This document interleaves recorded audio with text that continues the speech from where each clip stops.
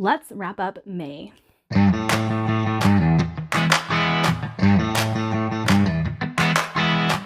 Okay guys, if you have been following along with me, we are doing some mental health stuff this month, and I am trying to not focus so much on making such a show of YouTube because my mental health is just not there.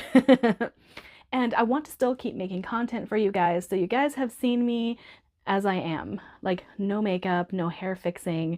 I have run out of contacts, so my glasses are staying the course for now, but I have been trying to focus on things that make me happy, and I have to say, for the month of May, that shows in my reading. So did I read a bunch of chonkers that I had on my list, a bunch of epic fantasy that I had on my list? I did not. However, I did complete 11 books with no DNFs, and I'm very proud of that fact. The reason this is coming late is because it did take me longer to finish one of the books than I thought it was going to, but we'll get to that. I'm going to do a full wrap-up this month because my vlogging is behind schedule, my weekly wrap-ups are behind schedule, so we're just going to do a full month review. For May, I read 4,869 pages. My computer is like over here, so if I keep like shifting, that's why. This is my highest month this year, just by a hair, just by a hair. And even though I read 11 books, like I said, they weren't the chonkers that were on my list. There were some epic fantasy that I bypassed due to mental health reasons. There's one epic chonker that I picked up due to mental health reasons, because you will see that later on in the video. So yeah, I need to go through with the May the Force read with you, things that I completed, but here's the thing, I stopped keeping track. And this again was for mental health reasons, and I do know that I got Ace Master Assassin. I was shooting for Assassin Guildmaster, didn't quite make it. There were weapons and things that I was going for that I didn't get, companions that I was going for that I didn't get. And I had planned to do all of the partners, and I didn't get to the neutral partners, but we'll get to all of that, and I will try and tell you what each book was, what I used the book for. Obviously, I started the readathon, oops, I kicked you guys. I started the readathon with points because I rolled a 0 for battle meditation, I believe, and then I just kind of spiraled a little bit mentally and didn't stick with the TBR completely and had some issues. Okay, so for my first or second ability, I got Doppelganger, which was to read a book with a dual image on the cover, or two things that were alike on the cover. And I had originally had a Marie Brennan picked for this. I don't know why there is so much outside noise. I'm so sorry if you guys can hear that. Airplanes and some vehicle is outside my house now. Anyway, I ended up reading Little Thieves by Margaret Owen, which I absolutely loved. I loved that Margaret Owen always puts a little bit of horror into her fantasy, and this one has some body horror that I thought was really cool. And it's not gory per se. It is kind of gross, but I can't really go into the details without telling you what actually happens, and I don't want to spoil things. And I just think it's a really interesting way to get body horror into the story. Again, sorry about the outside noise. I can hear doors opening and everything like that. I highly recommend Margaret Owen if you have not yet picked up Little Thieves or The Merciful Crow or anything like that. Definitely think you should, especially if you like dark stories, because her books do lean to the dark side quite a bit. Did you catch what I did there? Oh, and I just got a copy of this book. So I am selling my copy of Emily Wilde's Map to the Otherlands because I actually found one that was like the Fairy Loot edition. So now I have some that match. But I did absolutely love this. This is on my 12 books by 12 friends because the original one was supposed to be the follow-up to Stardust Thief, but that's not getting published till next year. So it was replaced with the Map of the Otherlands, and I, again, really enjoyed this. I gave it 4 stars, so it's not like my favorite book of the year or anything like that, but I really love Emily Wilde. I love the way that she's autistic coded and that her mind gets stuck on this one track thing and she has to complete it. And I loved the addition of Wendell's family, is that his name? I always forget his name, into this story, and the way the world starts to revolve around them and what they are going through. I thought it was really, really good. I don't know what I have done with my books. Anyway, the next one is yours truly, which I do own. And I have to say, Abby Jimenez writes romance that I want to read. The characters are really well thought out. The plots are really well thought out. I like the way that she brought in the previous couple into this book and kind of like fleshed out their happy ending. I liked that a lot. And I love how these books focus on fairly traumatic things for our main characters that they are going through, that the other person seems to be brought in to help them with. And our main male character in this one has a lot of anxiety, and our female main character is like built to help him with his anxiety. And I thought that played out really well. Their relationship was really well developed. Like I said, all of Abby Jimenez's relationships are really well developed. And I just really love her romances.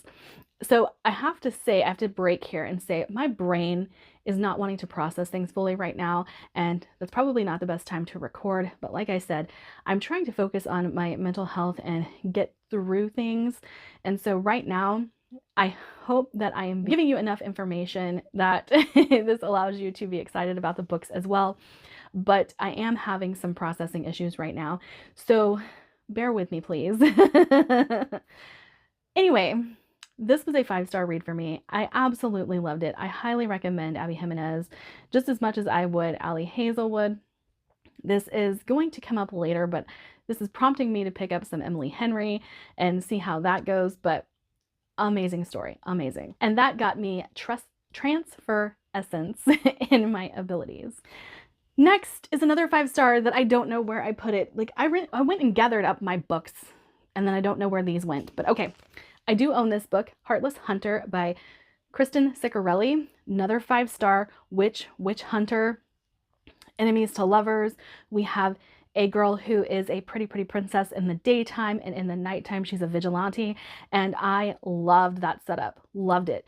Now, Gideon, the main love interest in this story, is after her but does not know it. He's after the Crimson Moth, which is her vigilante alter ego, but he dislikes our main character because he thinks that she is flighty, pretty princess, and that there's no brain in that head of hers.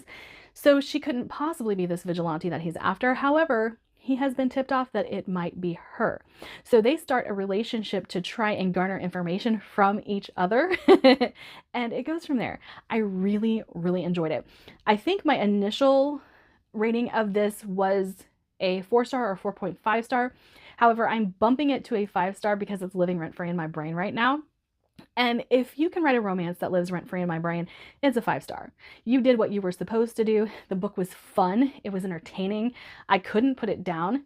And so it did what it was supposed to. It fulfilled every check mark that you need to become a 5-star. So I'm going to give it a 5-star. And that gained me the first order.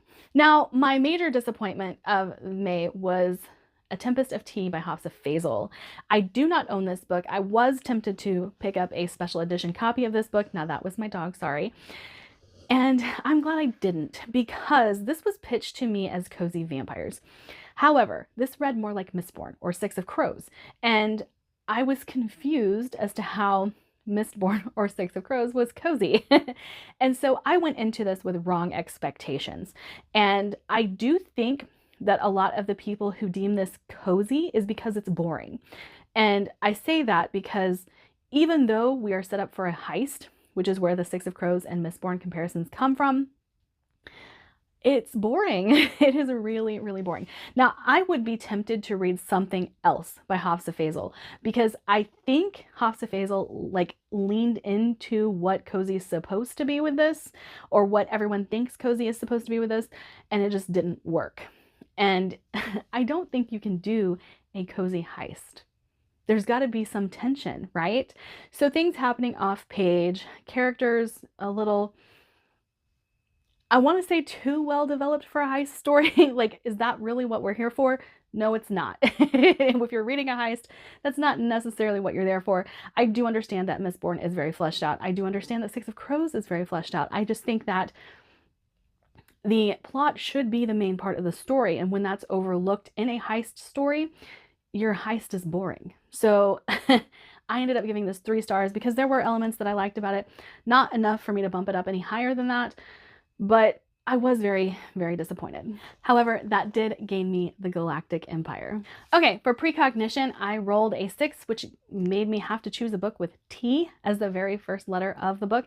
Tried to avoid the, however, These Burning Stars by Bethany Jacobs has been one book that I was very, very excited for.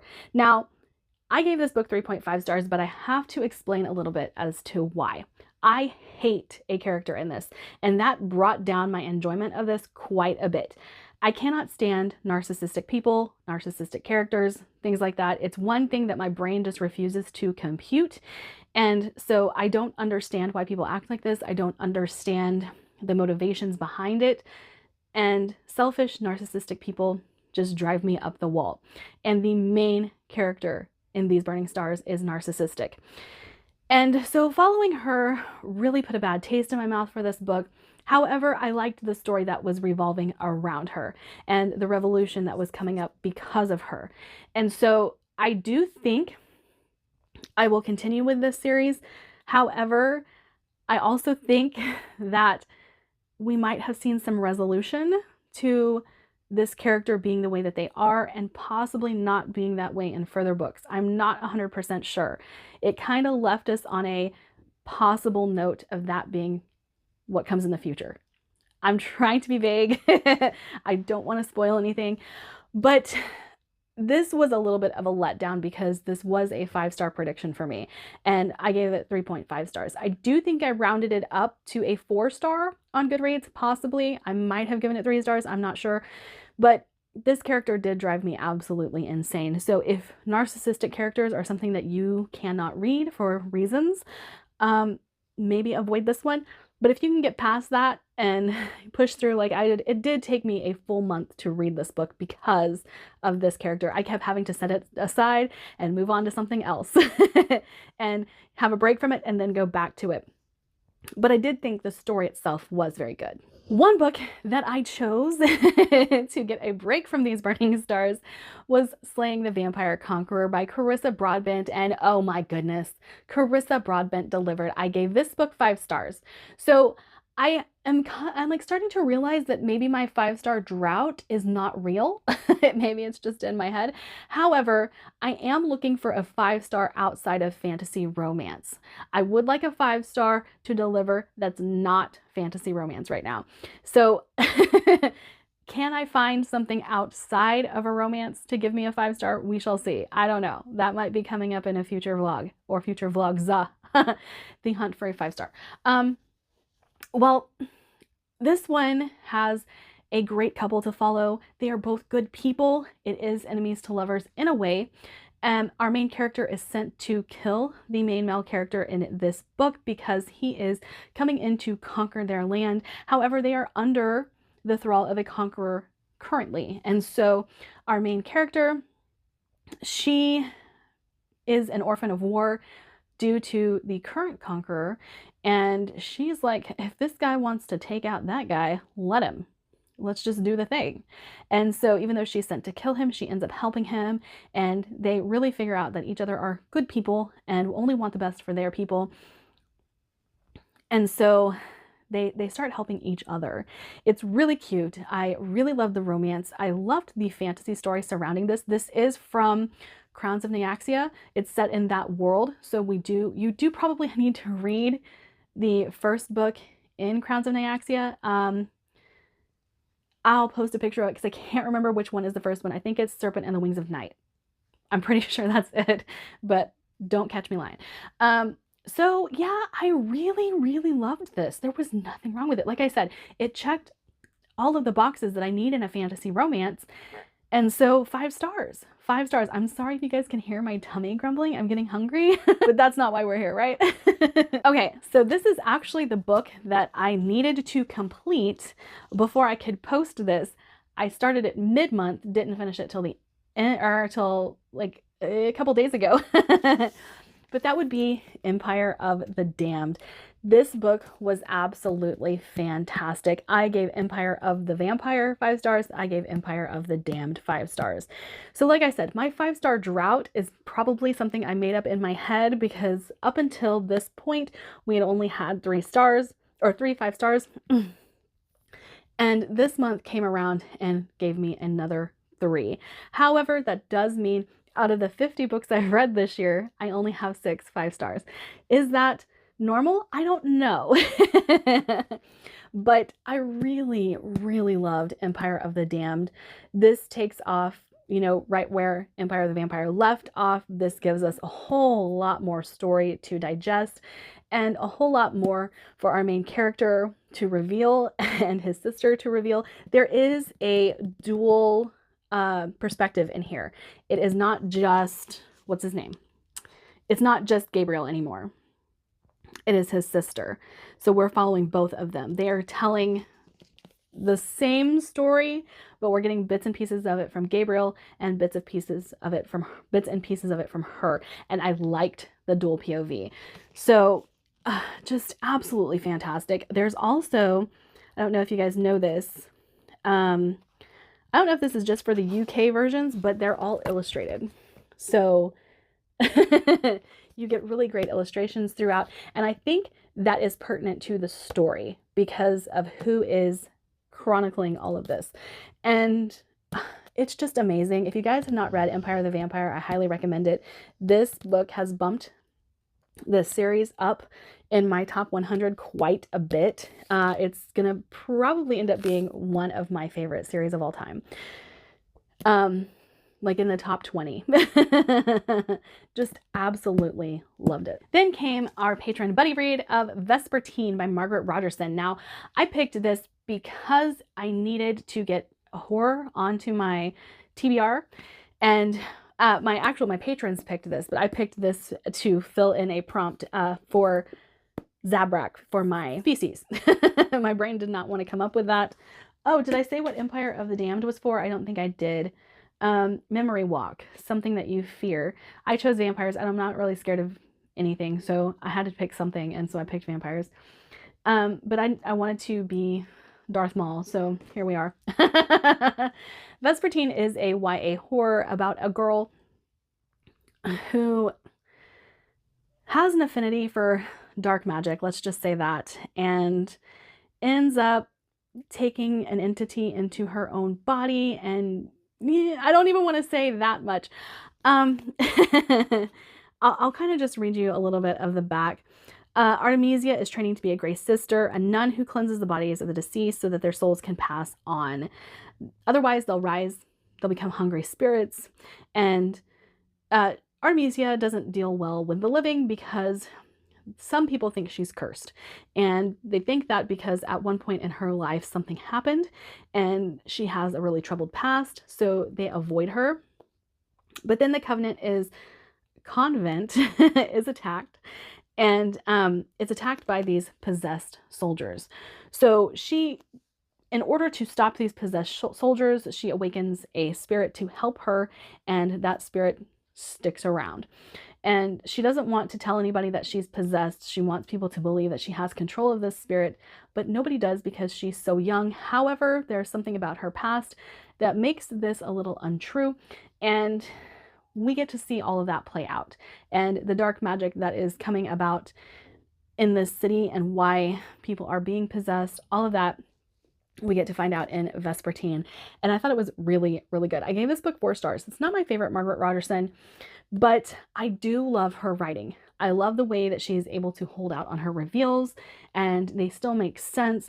I love her characters. There's an animal companion in this. If you guys need a book for an animal companion, his name is Trouble and he's so cute. And he's kind of creepy because of what he says. But I absolutely adored him. And I just think that Margaret Rogerson is a slept-on YA author. If you don't read much YA, I still would recommend Margaret Rogerson because I've loved An Enchantment of Ravens. I've loved Vespertine. And I liked Sorcery of Thorns quite a bit as well. So Another hit from Margaret Rogerson. Okay, and then for Porg, I needed something with round objects on the cover, and I ended up reading Queen of Thieves. If you can see, there are pearls, so round objects, pearls, quite a few of them. This was disappointing, guys. This was really disappointing. I don't know what I wanted from this book, but when I read World War II, Thieving Women, I was not expecting to get Chicago, but make it a book and set it during, or set it in a different setting. But this it hit the plot beats of Chicago so hard that I was like, I know this story. I have watched Chicago about 1 million times. I love it, but why do I need it in book form? And it just, I don't know. It was really disappointing because, like I said, hitting the beats of something I have watched 1 million times before made it boring. And if you like Chicago, or you would like to find something that's written in that way, I would recommend this, because I did think the writing was pretty good. But for me, it was a miss, and I gave this book 3 stars. And then lastly, I did get my bowcaster, but again, it was not for the book that I had slotted in here. I actually found Blood and Steel for a very low price on Chirp and got really intrigued and just wanted to read it. And I gave it 4 stars. I really enjoyed it. I'm very excited to continue because of how it wrapped up. But I'm gonna have to look up a synopsis because I don't remember what's a spoiler and what's not. Okay, so this is on the back of the book. I couldn't remember, and so I was like, oh wait, that might be a spoiler. With her death foretold, Althea Zoltaire only has 3 years to become what she's always dreamed of being, a warrior legend. Women are forbidden to wield blades, so she has trained in secret her entire life. Now racing against the clock, she fights to secure her place in the elite guild charged with protection of the 5 kingdoms. The sparring and hazing of the new trainees border on deadly, but even more dangerous is her growing attraction to Wilder Hawthorne, her unwilling warrior chaperone. Around them, schemes are afoot and darkness looms. So, Althea has 3 years to make her mark on this world, and she's determined to do it. And when she's found out that she's been training in secret, there's a prophecy that says a woman wielding a blade will be the downfall of the kingdom. So women had their weapons taken away, and she has a dagger that she has been given. It's been gifted to her, and she kind of sees it as her lifeline. But whenever it's figured out that she's wielding this dagger, Wilder Hawthorne comes after her, and she's not quite sure why he has a vendetta against her, other than the obvious, the prophecy that has been told. And her and Wilder's interactions are quite good. I really enjoyed, I love the whole cuddling to prevent, freezing to death, that kind of trope in a romance. And we get that. I love that. The whole bad dreams trope, we totally get that too. And I just love their interactions, and this was a very addictive read. Once I started reading it, I did not want to put it down. I stayed up till 3 a.m. listening to this because I do have it on audio, and I don't think it was quite a 5-star read. There were some things that I thought were a little overdone. There were some things that I thought could have been a little bit more fleshed out, but I'm very, very excited to continue this. And this is not a book that I mentioned in series that I need to continue for my June TBR. However, I might go ahead and continue this series because it's lingering in my brain. Now, it's not living rent-free in my brain like Heartless Hunter is. It's just something I think about it every now and then. And I am intrigued to go back to it and see what happens, because we do have a little bit of a cliffhanger at the end of this book. It's not a huge cliffhanger, but it's enough that I need to know what's happening. So with all of the books that I read in May, I do feel like my slump is clearing up, but I'm still not reading the big chonker fantasy books that I want to get back to, or the sci-fi that has just kind of fallen to the wayside with fantasy romance kind of creeping in and taking over. Now, I am hoping, you've seen my June TBR, I am hoping to get back to a lot of those chonker books. My mental health is getting better. It's not great, as you can see by the fact that I just couldn't be bothered to make myself presentable for YouTube, or in a way that, gets the views. But I am feeling better, like I said. I am trying to de-stress. I am trying to get back around to what I love. I would really like to pick up something that just hooks me and holds on, like Heartless Hunter did, but not quite so fantasy romance, maybe a good sci-fi or a good fantasy, just regular fantasy. That would be great. I am still vlogging for my Patreon, so if you guys are missing the vlogs, they are up on my Patreon. I am still reading books that my patrons have picked for me and vlogging for them over there with that as well, and the buddy reads. And I am still trying to get my videos up at least once a week for you guys so that I'm not falling too far behind, but I'm still protecting my mental health as much as can be done. And I will see you guys in my next video. Bye.